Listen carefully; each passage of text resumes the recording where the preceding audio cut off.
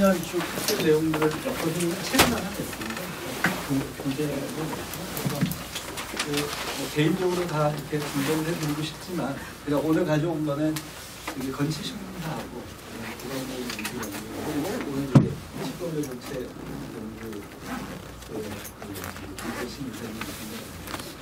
세 권만 일단 좀 가져왔습니다.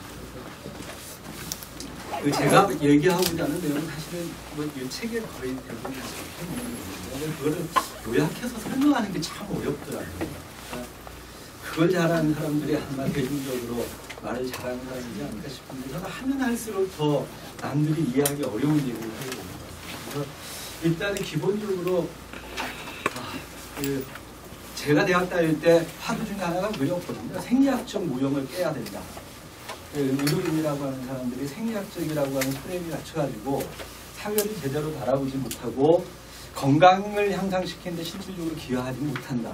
이거를 극복을 해야 된다라고 많은 얘기를 했었고, 그때 이제 저희 대학 때 나바로 이런 분들이 했던 거를 일부 선생님들의 번역을 했던 거를 좀 읽었던 기억도 있습니다. 근데 저조차도 국악보건학을 전공을 하기 시작했던 90년 중반부터 또 한동안 또 까먹고 있었어요. 또 그 틀에 들어가니까 저 역시도 한 10년 가까이 또 그 틀 속에서 건강을 바라보고 국악건강을 바라보고 이렇게 살고 있더라고요. 그러다가 이제 2000년 중반 정도쯤부터 이러저러한 기회로 여러 가지 이렇게 연구를 할 기회가 있었고, 무엇보다도 이제 국악보건 영역에 있지 않은 일반 보건을 하고 사회복지를 하고 이런 분들하고 같이 토론도 하고 얘기를 하는 과정 중에 내가 옛날에 생각했던 어떤 그 생리학적 무용이라고 하는 프레임에 나는 여전히 갇혀서 세상을 바라보고 있었구나, 이런 좀 자각을 하게 됐습니다. 그래서 그 이후에 이제 2005년 정도부터 좀 정리하기 시작했던 내용들을 최근에 이제 단편적으로 얘기하는 것보다는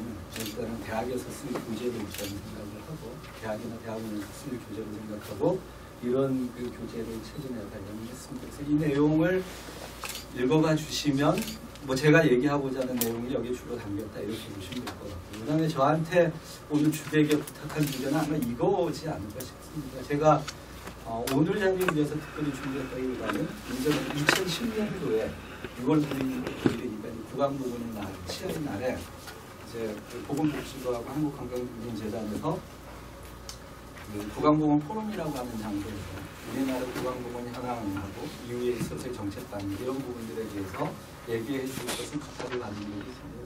그때 내용이 오늘 주제하고 거의 비슷한 것 같습니다.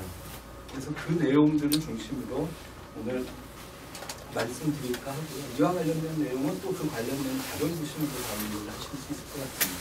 그래서 먼저 뒷부분을 얘기를 하려면 그 뒷부분의 얘기가 그 헬스플랜 2020이라고 해서 2020년까지 우리가 어떤 방향으로 나가야 될까 이런 걸 담은 종합계획서거든요. 2000년 초반에 만들었고 2005년에 한 번 더 했고 요번이 3차여서 2012년도에 최근 6월달에 발간돼서 2020년까지 뭘 해야 된다라고 하는 걸 내놨는데, 그쪽에 있어서 국악보건 영역에 있어서의 그 학계 쪽의 담당을 제가 하게 됐었습니다. 2005년, 2010년 하게 됐는데, 거기 이론적 배경이 이제 여기에 해당이 되는 겁니다. 그래서 사실은 기존에 이제 대학에서 이른바 이제 여기 계신 분들은 항상 쓰나마 김종배 교수님이 쓰신 그 공중국악보건학 초록색 그 책을 가지고 굉장히 공부를 하셨던 분들이실 것 같은데, 그게 아니더라도 아마 미국에서 발간된 프라이머리 프리벤티브 덴티스트리 그런 책을 가지고 공부를 하셨을 것 같습니다. 그런데 그 책은 전형적으로 생리학적 프레임 속에서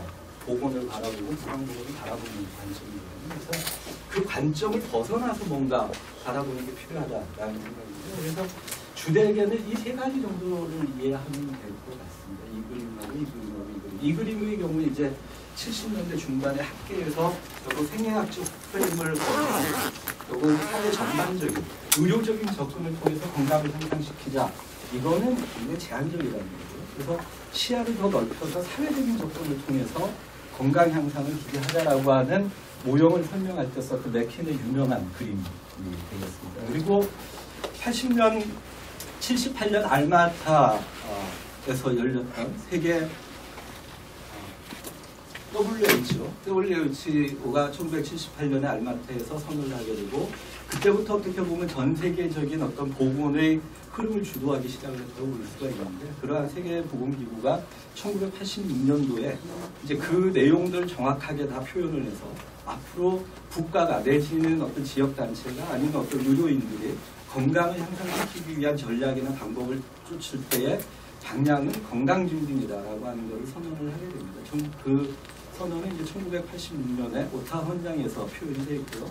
그 오타와 헌장의 내용을 정확하게 심볼로서 표현한 게 이 그림입니다. 그래서 이 그림을 이해를 하면 실질적으로 이제 오늘날에 있어서 생리학적 관점을 넘어서서 전체 국민들, 모든 위한 건강을 추구하고자 하는 부분에 있어서 핵심적인 내용은 여기에 다 포함되어 있다. 이렇게 설명을 드릴 수가 있습니다. 그래서 이 부분에 대해서는 오늘 주로 이론 공부는 아닙니다. 스피드하면서 약간 넘어가자면 결국 19세기에 있어서 보건이라고 하는 게 등장했는데, 당시 보건은 의료적 접근의 보건이 아니었던 거죠. 사회환경적 개혁을 통해서 보건인 거죠. 그러니까 오물이 천재 깔려 있고, 그다음에 식수가 굉장히 부족했기 때문에 안전한 식수를 만들어서 공급을 하는 게 건강 향상에 결정적인 기여를 했다는 거고요.